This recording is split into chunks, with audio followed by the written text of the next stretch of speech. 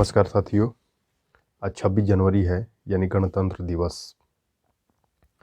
हमारे देश के लिए गणतंत्र दिवस और स्वतंत्रता दिवस, ये जो दो दिन हैं बहुत ही महत्वपूर्ण है। तो 26 जनवरी को गणतंत्र दिवस के रूप में मनाया जाता है। लेकिन कितने ही लोग हैं हम में से जो पूर्ण रूप से इस बात को समझ नहीं पाते कि स्वतंत्रता दिवस और गणतंत्र दिवस, ये दोनों में क्या अंतर है। तो आज यही सब बात पे हम सब कुछ अवलोकन करने का प्रयास करेंगे। तो गणतंत्र यानी रिपब्लिक, यदि रिपब्लिक शब्द पे जाया जाए तो इसका मतलब होता है रेस रिपब्लिका। ये लैटिन शब्द है। लैटिन शब्द, अब इसका मतलब है कि पब्लिक से रिलेटेड, यानी कोई भी चीज़ प्राइवेट नहीं रह जाता वहाँ पे। तब वैसे जो संस्था है, ये स्टेट है, उसको रिपब्लिक के रूप में हम लोग समझते हैं।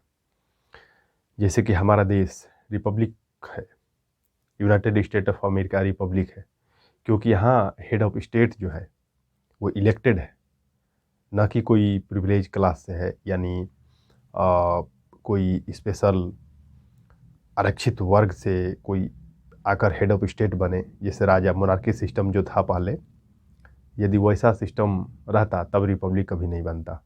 जैसे कि यूके अभी भी रिपब्लिक नहीं है, वहाँ पर डेमोक्रेसी है लेकिन रिपब्लिक नहीं है। क्योंकि यूके में यदि हम देखें तो 1688 ईस्वी में, 1688 में ब्लडलेस रिवॉल्यूशन हुआ था, रक्तहीन क्रांति। ये जो क्रांति हुई, इसी में राजा के खिलाफ विद्रोह हुआ और बिना खून बहाए ही वहाँ पे राजा के ही परिवार से वहाँ पे कुछ लोग चुन लिए गए और इसके बाद वहाँ पे संविधान लागू कर दिया गया। एक प्रकार से पब्लिक पुस्तिका बना दिया गया कि जो भी कुछ अधिकार होगा, डिसीजन होंगे राजा की तरफ से, वो राजा स्वयं नहीं करेगा, बल्कि उसका एक विशेष व्यक्ति होंगे, संसद के लोग, वही करेंगे। तो इस तरीके से पार्लियामेंट सिस्टम, डेमोक्रेसी वहाँ पे आया। लेकिन अभी भी वहाँ पे पूर्ण रूप से रिपब्लिक हम नहीं कह सकते हैं, क्योंकि हेड ऑफ स्टेट अभी भी मोनार्की सिस्टम वाला है, महारानी। लेकिन जो मोनार्की सिस्टम होता है, बिल्कुल इससे डिफरेंस होता है। तो जब हम लोग का देश आज़ाद हुआ 15 अगस्त 1947, तो उस समय तक एक तरह से ये आप मान के चलिए कि डोमिनियन स्टेट था। इंडियन इंडिपेंडेंट एक्ट 1947 1947 जो एक्ट था, ये यूके के पार्लियामेंट में जब पास हुआ तो वहाँ पे इसको पास करके इस एक्ट के द्वारा इंडिया को आज़ाद कर दिया गया। लेकिन पूर्ण रूप से आज़ाद तब हुआ जब 26 जनवरी 1950 को संविधान लागू हुआ। 26 नवंबर 1949 को ही संविधान बनकर तैयार हो गया था। लेकिन लगभग 2 महीना इंतज़ार किया गया। इसके बाद 26 जनवरी को ही इसको संविधान को लागू किया गया। कुछ प्रोविजंस थे जो 26 नवंबर को ही लागू कर दिया गया।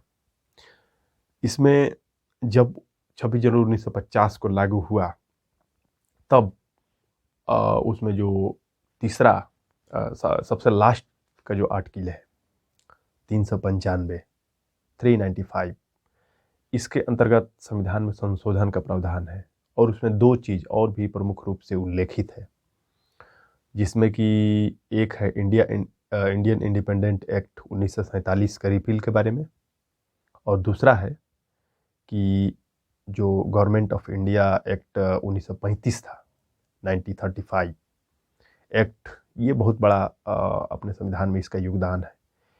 यदि 395 आर्टिकल बना तो अभी तो संशोधन करके और भी कई आर्टिकल जुड़ चुके हैं नया।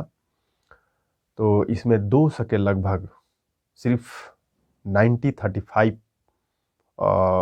एक्ट से, 1935 के एक्ट से लिया गया है।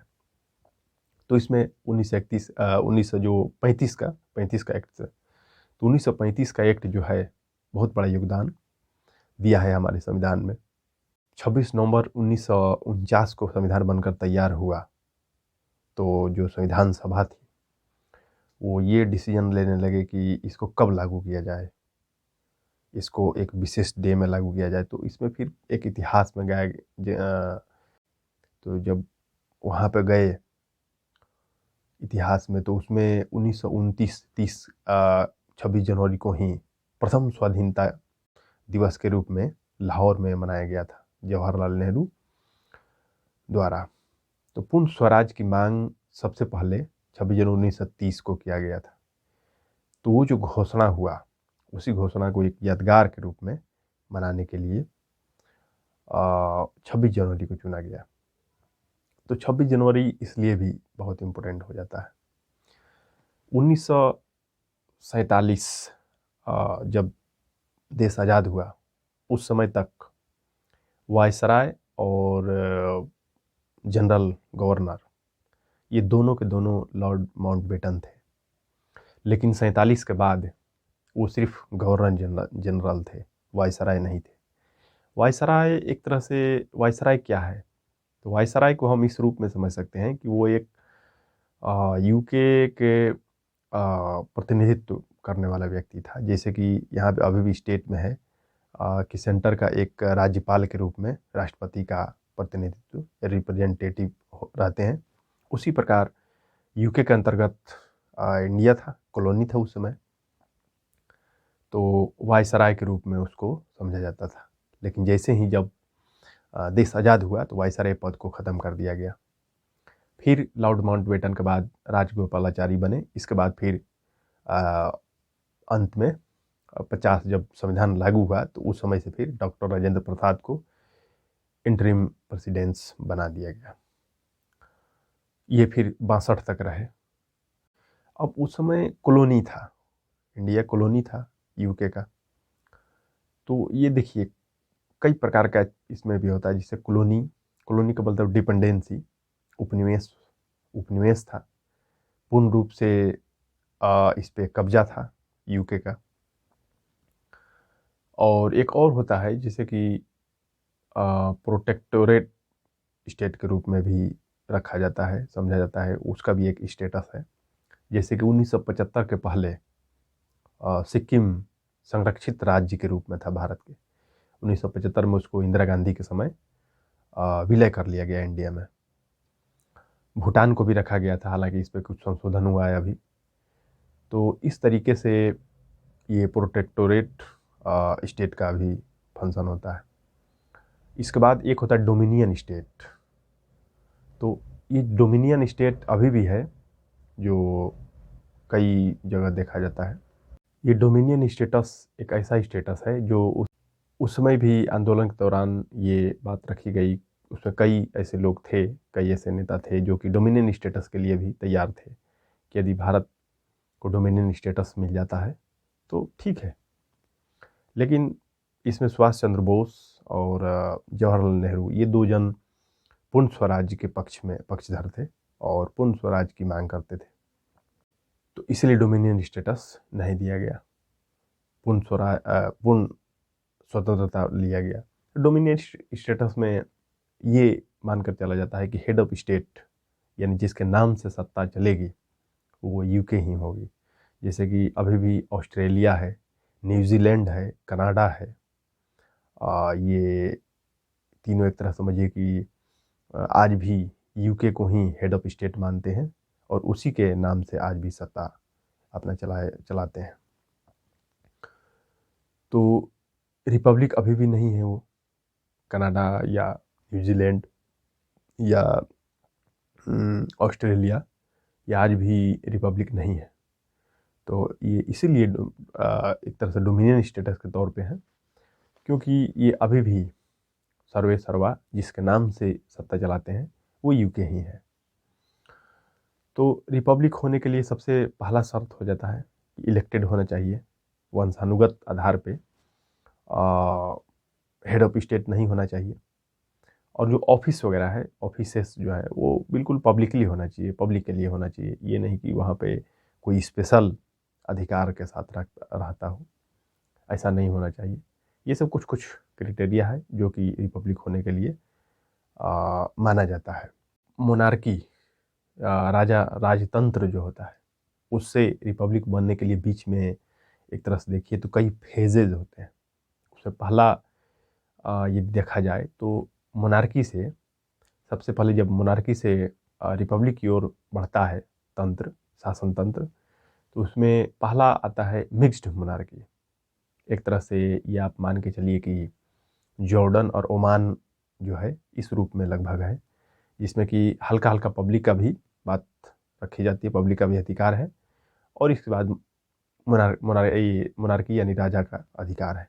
और जो मोनार्की सिस्टम है इसमें तो पूर्ण रूप से राजा का ही हक, हर एक चीज़, जुडिशियरी हो या क्या कहते हैं कार्यपालिका हो या विधायिका, तीनों के तीनों डिसीजन सर्वे सर्वा राजा होते हैं। तो ये मोनार्की सिस्टम हो गया।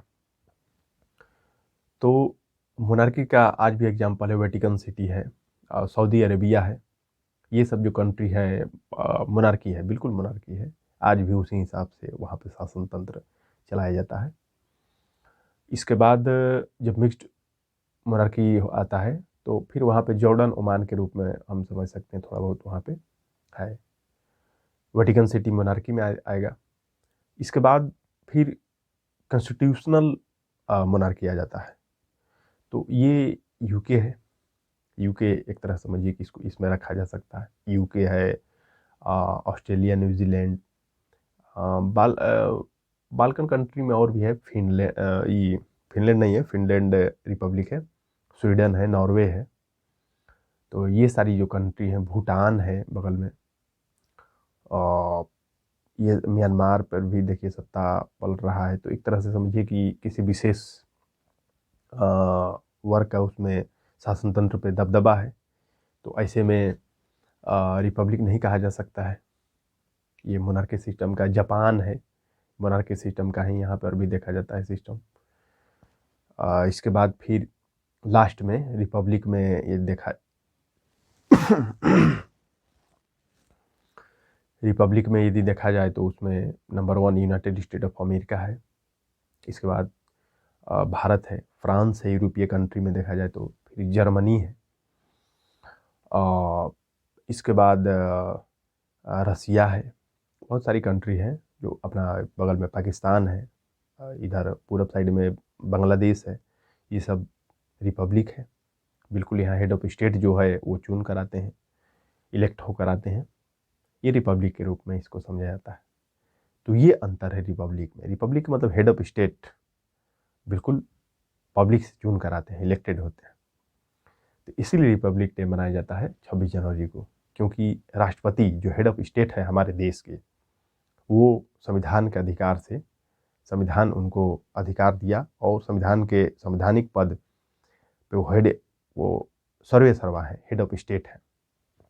संविधान उनको हेड ऑफ स्टेट के रूप में अधिकार दिया और उन्हीं के नाम से फिर शासन तंत्र चलाया जाता है।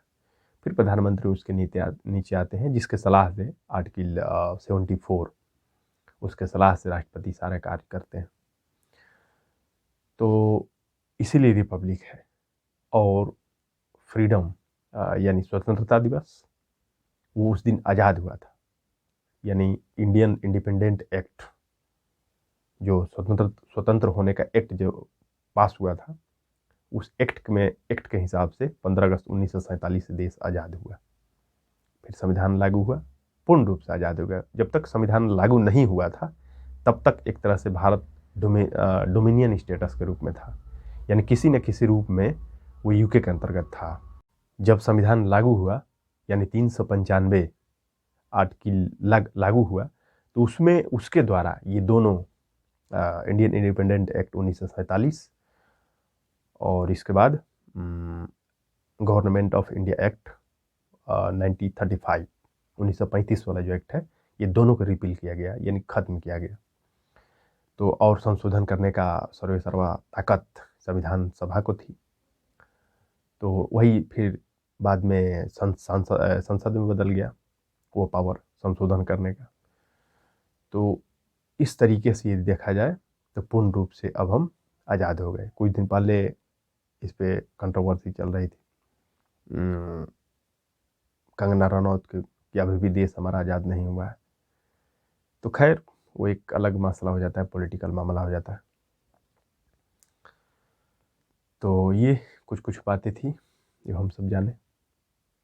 फिर मिलते हैं एक नए वीडियो में, तब तक आप सभी को धन्यवाद, शुक्रिया।